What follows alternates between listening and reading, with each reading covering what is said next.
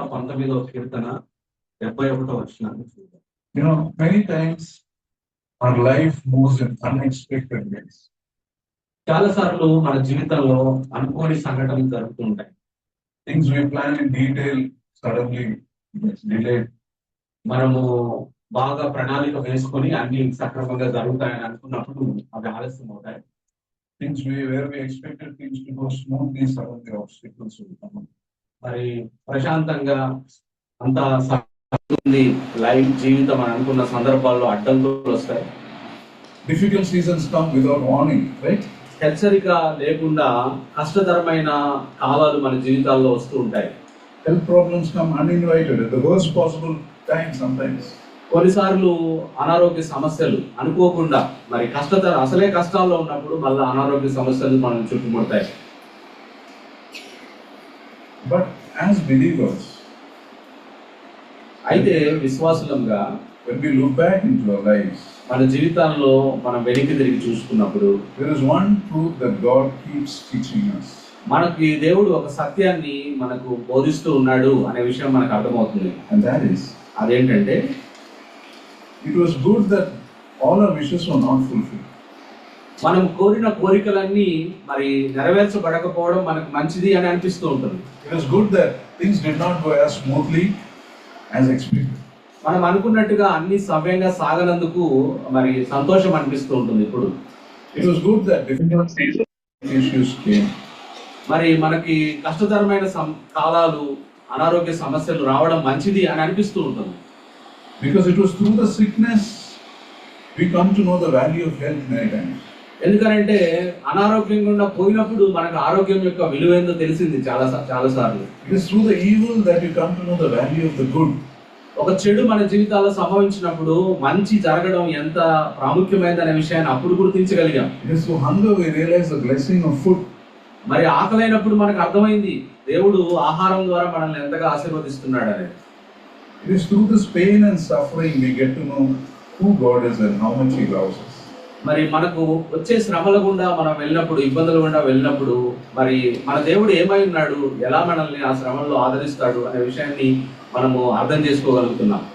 That's the Lord Jesus care. మరి యేసు ప్రభు వారు మన పట్ల శ్రద్ధ వహిస్తారా? It is through pain and suffering that we realize that even God's affliction is a sign of His love. మనం బాగా అర్థం చేసుకుంటే మనకు అర్థమయ్యే విషయం ఏంటంటే మన జీవితాల్లో కష్టాలు శ్రమలు అనుమతించడం కూడా దేవుడికి మన పట్ల ఉన్న ప్రేమలో భాగంగా ఆయన అనుమతిస్తాడనే విషయం మనకు అర్థమవుతుంది. It is through such times we experience that when life doesn't go as planned, we experience the one who's totally in control. మరి మన జీవితం మనకు అనుకున్నట్టుగా మనకు సాగిపోకుండా ఉంటే అప్పుడు మనకు అనిపిస్తుంది మన దేవుడు నియంత్రణలోనే ఉన్నాడు, అంతా ఆయన చేతుల్లోనే ఉంది అనే విషయం మనం గుర్తిస్తాం. It is through such times you realize that nothing can touch you outside His permission. ఆయన అనుమతి లేకుండా మన జీవితాల్లో ఏది మనల్ని తాకజాలదు అనే విషయాన్ని కూడా మనం అర్థం చేసుకోవాలి. And nothing is wasted in His hands also. అంత మాత్రమే కాదు, ఆయన చేతుల్లో మనం ఉంటే ఏది వృధా కాదు మన జీవితాల్లో అనే విషయం కూడా అర్థమవుతుంది. You see, God is wise. ఎందుకంటే మన దేవుడు జ్ఞాన సంపన్నుడు.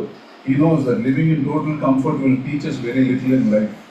మనము అన్ని సౌకర్యవంతంగా మనకు ఉంటే మనం చాలా తక్కువ నేర్చుకుంటాం అనే విషయం మనకు అర్థమవుతుంది. ఆయనకు తెలుసు. So in His wisdom He allows some contrast in our life.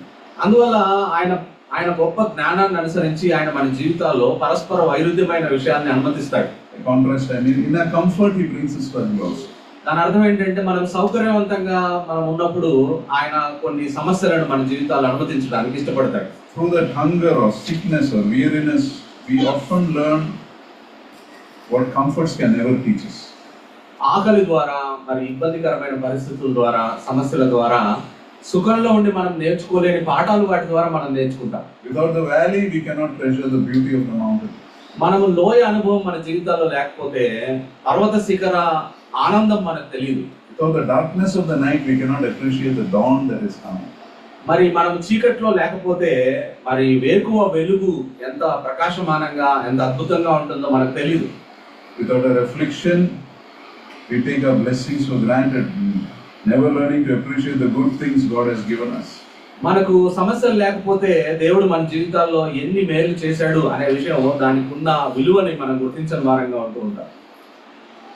And because God is good, the Bible says everything, even our afflictions work for our good. దేవుడు మంచివాడు కాబట్టి మన జీవితాల్లో కష్టాలు, ఇబ్బందులు, శ్రమల్లో కూడా దేవుడు మనకి మంచిని చేస్తాడు వాటి ద్వారా కూడా. And His goodness is not only in the blessings He gives us, it is also in the way He gives us those blessings. మరి ఆయన మంచితనము, ఆయన ఆశీర్వాదం ఇచ్చేదాన్ని బట్టే కాకుండా ఆయన ఎలా మనల్ని ఆశీర్వదిస్తున్నాడు అనే దాని మీద కూడా ఆయన మంచితనాన్ని మనం చూడవచ్చు. That means many of the blessings we enjoy today are born through the pain we went through. దాని అర్థం ఏంటంటే మనకు ఈ రోజు మనం ఎన్నో ఆశీర్వాదంగా అనుభవించే అవి మనం ఇబ్బందికరమైన పరిస్థితుల్లో గుండా పోయిన తర్వాత మనకు వచ్చే ఆశీర్వాదం. Sometimes we go through a dry period where God feels completely absent. కొన్నిసార్లు మన జీవితాల్లో ఎడారి అనుభవాన్ని మనము అనుభవిస్తూ ఉంటాము. అసలు దేవుడి సన్నిధి నాతో ఉందా, దేవుడు నన్ను పట్టించుకుంటున్నాడా అన్నట్టుగా భావిస్తాం కొన్ని సందర్భాల్లో. Our prayers feel hollow, our friends in church disappoint us, and we feel spiritually abandoned. మన ప్రార్థనలలో మరి శక్తి తగ్గిపోయిందా, లేదా మన స్నేహితులు మనల్ని విడిచిపెట్టినారు, ఆత్మీయంగా కూడా మనము నేను ఏమీ లేని స్థితిలోనికి వెళ్తున్నాను అన్నట్టుగా అనిపిస్తాయి కొన్ని సందర్భాలు. But this forces us to seek God even deeper. మరి ఆ విధమైన అనుభవం వచ్చినప్పుడు ఇంకా లోతుగా నేను దేవుణ్ణి వెతకాలి, దేవుణ్ణి తెలుసుకోవాలి, దేవునికి దగ్గర అవ్వాలి అనే కోరిక నీలో పుడుతుంది. Through this you learn to walk by faith, not by sight. దాని ద్వారా నువ్వు విశ్వాసంతో నడవడానికి నీకు సాధ్యమవుతుంది. మరి వెలుచూపు వలన కాకుండా విశ్వాసంతో నడవడానికి ప్రయత్నం చేస్తావు. Some of you may know how the eagle teaches the eaglets to fly. మరి కొంతమందికి మీరు తెలిసి ఉండొచ్చు, మరి తల్లి గద్ద లేదా తండ్రి గద్ద మరి ఆ పిల్లలను, చిన్న గద్ద పిల్లల్ని ఎగరడం ఎలా నేర్పిస్తుంది అనే విషయం మీలో కొంతమందికి తెలిసి ఉండొచ్చు. I believe the eagle takes the little ones to a very high place, in a high mountain. మరి గద్ద తన పిల్లలకి మరి ఎగరడం నేర్పించాలనుకున్నప్పుడు ఆ పిల్లల్ని తీసుకొని ఎత్తైన ప్రదేశం, పర్వత శిఖర ప్రదేశాలకు తీసుకొని వెళ్తుంది. Or I think the nest will be in a high place and it shakes the nest in a way the eaglets follow. కొన్నిసార్లు మరి ఎత్తైన స్థలంలో ఉండే ఆ గూడు ఉంటది కదా, పక్షిరాజు గూడు, గద్ద గూడులోంచి పిల్లలు ఉంటే ఆ గూడును బలంగా కదిలిస్తుంది ఆ పక్షి, తల్లి పక్షి. తద్వారా అవి కింద పడిపోతాయి. కింద పడ్డప్పుడు ఎగరడానికి ప్రయత్నం చేస్తాయి. Bible also speaks of that. The eagle doing that to the eaglets. మరి బైబిల్లో కూడా ఆ మాట రాయబడింది, పక్షిరాజు తన పిల్లలకు ఎలా ఎగరడం నేర్పిస్తుందో అలాగా అని. From the eaglet point of view, suddenly its life has gone upside down. It doesn't know what to do, doesn't know to fly, it will be flying. మరి ఆ విధంగా మరి ఎత్తైన స్థలంలో ఉన్న ఆ గూడును తల్లి గద్ద బలంగా కదిలించినప్పుడు అందులోంచి పడ్డ చిన్న పిల్లలు, గద్ద పిల్లలు, అప్పుడే అవి ఎగరడం తెలియదు వాటికి. అవి కింద పడ్డప్పుడు వాటికి అనిపిస్తూ ఉంటుంది, అసలు ఏం జరుగుతుంది, నేను ఎక్కడికి పోతున్నాను, పడిపోతున్నాను అని అనిపిస్తూ ఉంటుంది వాటి. Screaming and flapping, trying to flap its wings. మరి అప్పుడు రెక్కలు కొట్టడానికి, ఏడుస్తూ రెక్కలు కొట్టడానికి అవి ప్రయత్నం చేస్తాయి చిన్న గద్ద పిల్లలు. Just as it seems that everything is lost, the eagle comes under them and మరి stops them from falling. మరి ఆ విధంగా ఇక అంత అయిపోయింది, నాకు చేత కావట్లేదు, ఎగరలేకపోతున్నా, నేను కింద భూమికి తగులుతానని అనుకున్నప్పుడు ఆ తల్లి గద్ద వచ్చి వాటిని తన రెక్కల మీద ఎత్తుకొని పైకి తీసుకొని పోతుంది మళ్ళీ. And this is the way the eaglet learns to fly fastest. This is the fastest way they get trained. ఆ విధంగా అవి అంత కఠినమైన శిక్షణ గుండా. కాబట్టి అదే విధంగా దేవుడు కూడా మనము గూళ్ళలో, సౌకర్యవంతంగా గూళ్ళలో ఉండే మన గూళ్ళను కదిలించి పడేస్తాడు. తద్వారా మనము ఎగరడం నేర్చుకోవాలి జీవితంలో. And it's not necessarily because there is a sin in your life. Many people we say, sometimes we kind of judge saying that we must have sinned, but we must have sinned that when we do it. No, it's not necessarily that. కాబట్టి కొన్నిసార్లు కష్టతరమైన పరిస్థితులు విశ్వాసులు వెళ్తూ ఉన్నప్పుడు తోటి విశ్వాసులు ఏమనుకుంటారంటే ఈయనేదో పాపం చేసింది, అందుచేత చేశాడు, అందువల్ల ఈ కష్టతరమైన సమస్యలు వచ్చాయి అనుకుంటారు. అన్నిసార్లు ఆ విధంగా ఉండాల్సిన అవసరం లేదు. Life of Job, he was the most righteous man. మరి యోబు జీవితాన్ని మనం చూస్తే భూమి మీద ఆ యోబు వంటి నీతిమంతుడు లేడు. ఆ నీతిమంతుడికే శ్రమలు వచ్చాయి. ఆయన జీవితంలో ఒక భయంకరమైన మరి ఇబ్బందులు గుండా దేవుడు ఆయన తీసుకుని వెళ్ళాడు, అనుమతించాడు. మరి ఈ అనుభవం అంతా అయిపోయిన తర్వాత మరి యోబు తన జీవిత చరమాంకంలో ఏం చెప్పాడో తెలుసా? 2:42:5 says, my eyes, ears had heard of you, but now my eyes have seen. యోబు గ్రంథం 42వ అధ్యాయం 5వ వచనంలో యోబు ఇలా అంటా ఉన్నాడు, వినికిడి చేత నిన్ను గురించిన వార్త నేను వింటిని, అయితే ఇప్పుడు నేను కన్నులారా నిన్ను చూస్తున్నాను అన్నాడు. Yes, I have heard of you, but now my eyes have seen. అయ్యా, నా చెవులతో నీ గురించి నేను విన్నాను, ఇప్పుడైతే నా కన్నులు తెరుచుకున్నాయి, నా కన్నులతో నిన్ను బాగా చూడగలుగుతున్నాను అయ్యా అని అన్నాడు. That is when God allows these times that we get the blessing of a mature faith, a faith that doesn't depend on your emotional highs and lows. కాబట్టి మనకు ఈ జీవితం సమస్యల గుండా వెళ్ళినప్పుడే మన భావోద్వేగాల చేత కదల్చబడని గొప్ప విశ్వాసంలోనికి మనం వెళ్తాం. ఆ విశ్వాసంలోనికి మనం ముందుకు వెళ్తాం. One person wrote like this, there was a season in my life where everything I planned seems to be falling apart, all at once. ఒక ఆయన ఈ విధంగా చెప్పాడు, నా జీవితంలో నేను ప్రణాళికలు వేసుకున్నవన్నీ కూడా విఫలమైపోయే కాలంలో నేను ఉన్నాను. ఒకప్పుడు The opportunity that I've been preparing for years, suddenly the door closed without expectation. నేను ఏ అవకాశం కోసం అయితే నేను సంవత్సరాల తరబడి ఎదురు చూశాను, అకస్మాత్తుగా ఎటువంటి వివరణ లేకుండా ఆ ద్వారాలు భయపడ్డాయి అవకాశాలు. When my health failed, when I couldn't afford it financially. మరి నేను ఆర్థికంగా నా దగ్గర డబ్బులు లేనప్పుడు నా ఆరోగ్యం పాడైపోయింది. I remember lying awake in bed and asking God, why are the things I need most being withheld from me? అప్పుడు నేను ఆ పడక మీద ఉండి, జబ్బు పడక మీద నేను అడిగాను, ప్రభువా, ఎందుకు నా జీవితంలో నేను కోరుకున్నవేవి నాకు ఇవ్వకుండా అన్నిటిని ఆపేస్తున్నావు, తలుపులు మూసేసావని నేను అడిగాను. Then he says, in that waiting, something shifted inside me. అప్పుడు ఆయన అన్న మాట ఏంటంటే, ఆ విధంగా నేను దేవుని కొరకు ఎదురు చూస్తూ ఉన్నప్పుడు ఆ సమయంలో నా జీవితంలో ఒకటి మార్పు జరగడం నేను గమనించాను అని అన్నాడు. I learned to trust God without expecting anything. ఏమి ఆశించకుండా దేవుణ్ణి నమ్మడం నేను నేర్చుకున్నాను ఆ సందర్భంలో అని అన్నాడు. I also learned that the strength I thought I had was not really my strength, it was His strength in me. నేను ఇప్పటి వరకు నా జీవితంలో వచ్చిన వాటన్నిటిని తానుకోవడానికి నా శక్తి అని అనుకున్నాను ఇప్పటి వరకు, కాదు అది దేవుని శక్తి అనే విషయం నాకు అర్థమైంది అన్నాడు. Then my healing came back.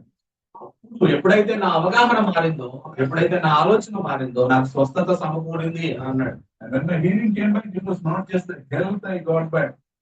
I also had a deep gratitude for God. మరి I never had before. మరి నాకు ఆరోగ్యము కలిగినప్పుడు నేను ఆరోగ్యాన్ని మాత్రమే పొందలేదు, కానీ లోతైన కృతజ్ఞతా భావం నాలో ఎప్పుడు లేదు గతంలో. ఆ కృతజ్ఞతా భావాన్ని కూడా పొందుకున్నాను, ఈ అనుభవం ఉంటా అని చెప్పాడు. I could say that the psalmist could call me to be. కాబట్టి కీర్తనకారుడితో కలిసి ఈ విధంగా 119వ కీర్తన మరి 71వ వచనంలో అంటాడు కదా, నేను నీ కట్టడలను నేర్చుకున్నట్లు శ్రమ నుండి నాకు మేలాయను అని కీర్తనకారుడితో కలిసి నేను ఈ మాట చెప్పగలను అని అంటాడు అనుభవం ఉండిపోయిన ఆయన. Not because pain is good. అది ఆ శ్రమ నుండి మేలంటే శ్రమ మేలుకరమైందని, మంచిదని కాదు అర్థం. Through that I learned God's amazing ways. అయితే నేను ఆ శ్రమ ద్వారా నేను దేవుడి యొక్క అద్భుతమైన ఆశ్చర్యకరమైన మార్గాలను నేను నేర్చుకున్నాను అని చెప్పాడు. Learned that He is faithful.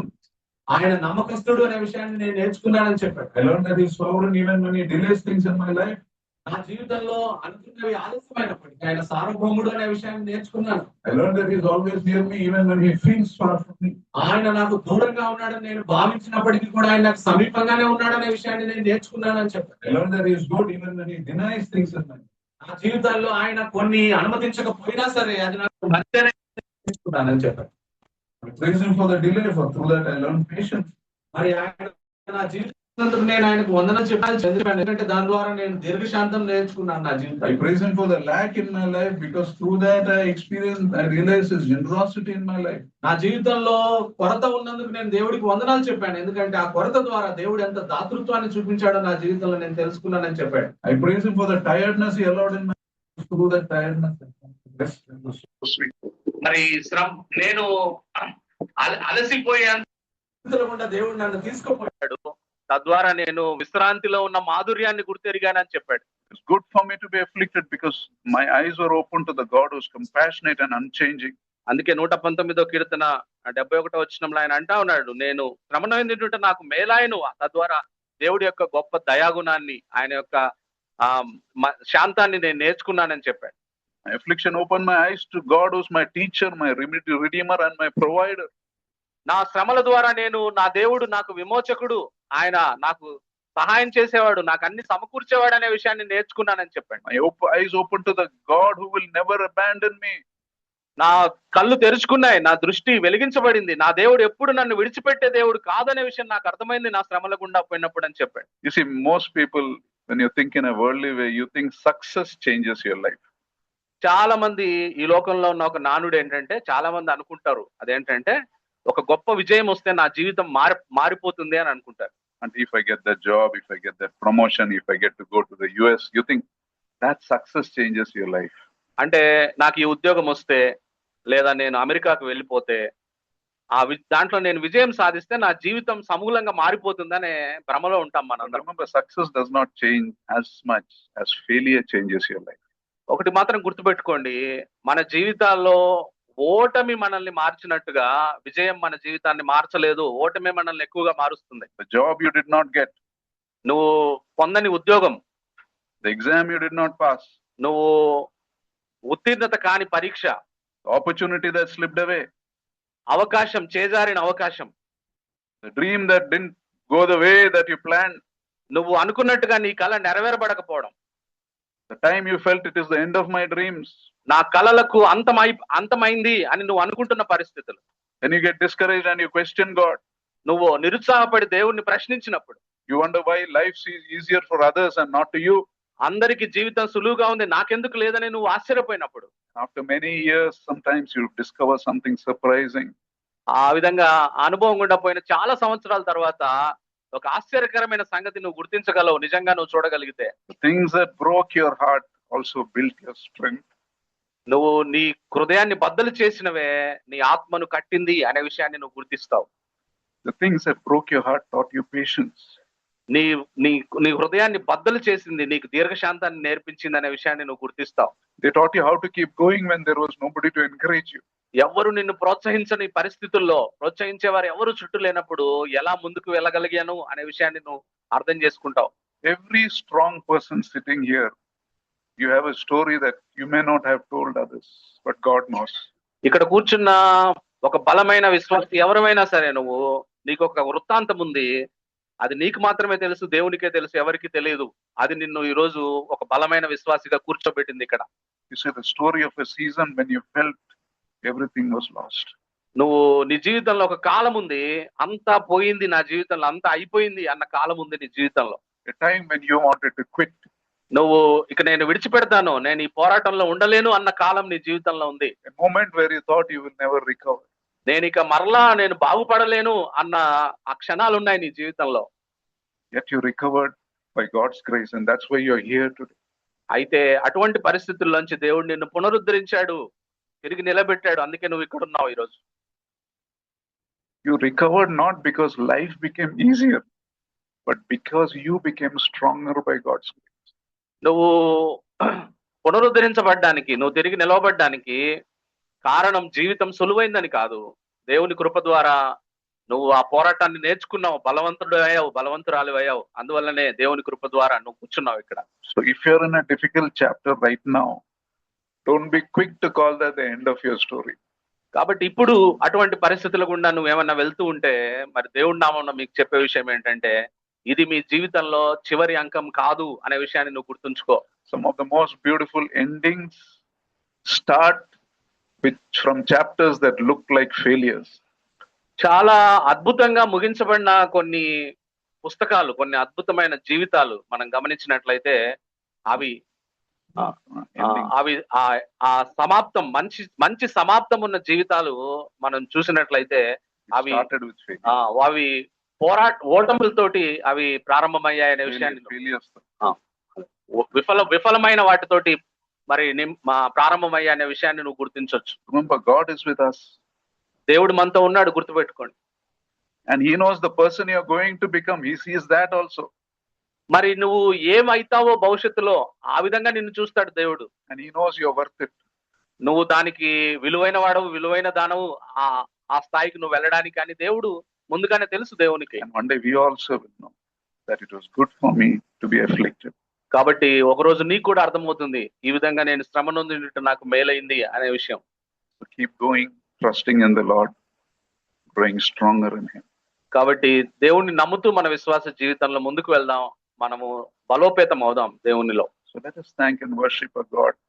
కాబట్టి ఈ విషయాన్ని బట్టి మన జీవితాల్లో దేవుడు శ్రమలను అనుమతిస్తున్న ఈ విషయాన్ని బట్టి మనం దేవుడికి వందనాలు చెప్పాలి. Every hardship that shaped us, every closed door that changed us for the better.